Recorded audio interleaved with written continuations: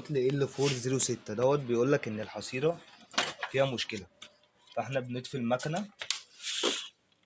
تمام، بنشيل علبه الحبر اهي. تمام كده، نحطها على جنب. نفتح الباب الجانبي، لازم نفتح الباب عشان نقدر نطلع الحصيره. بعد كده بنبدا نطلع الحصيره. اول بنفتح اللوك دوت، بعد كده بنفتح اللوكين، واللوكين دول في هنا مسمار، بنفك المسمار ده. تمام، بنسحب ده اهو زي ما انتوا شايفين، وبنبدا نطلع الحصيره بطريقه بتبقى يعني حساسه جدا اهو. تمام، بعد ما بنطلع الحصيره بتمسك من اهوت ومن هنا، وتبدا تطلع الحصيره بكل سهوله، وبنحطها على جنب. المشكله كلها في العطل دوت ان هنا في سنسورين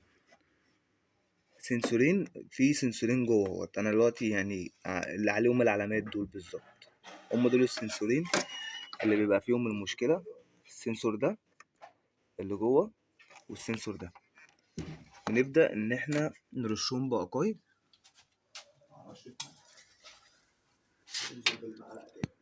تمام، ادي اقاي اهو.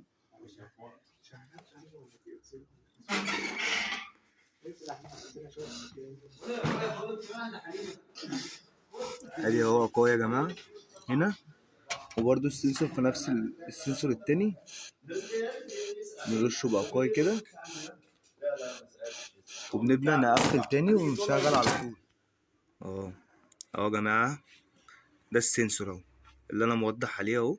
ده السنسور اهو اللي هو المربع الصغير ده سنسور. تمام، وهنيجي نهوت كده نتمشوا اهو. السنسور التاني اهو. بس بعد ما هنرش على الاتنين دول اقاي، اللي هو هناك ده واللي في الجنب ده، هنرش عليهم اقاي. بعد كده نبدا نقفل المجموعه تاني. وسع فلاش عشان نحط دوس. اقول دلوقتي احنا هنبدا نركب تاني الحصيره بتاعتنا. بعد ما نركبها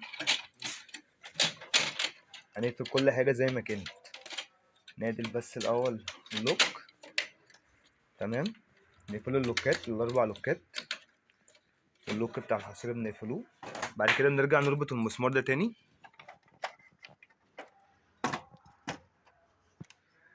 نقفل الباب اللي في الجنب، ونبدا نشغل المكنه بتاعتنا دلوقتي طبيعي جدا اهو. معلش نسيب بس احط علبه العادم. وانت بتحط علبه العادم لازم تقفل اللوك ده جامد شويه كده لحد ما يديك العلامه الخضراء دي. بعد كده بنرجع نفتح بقى المكنه نشغلها، ونرجع نشوف العطل هيبقى موجود ولا لا. امبارح 2 والنهارده 2 كده 4. الله يا بلادنا الله. الله دخلنا. تمام، وادي العطل معانا راح خالص، ما بقاش فيه اي حاجه. ما تنساش تعمل اشتراك في القناه عشان يوصلك كل جديد، وشكرا جزيلا.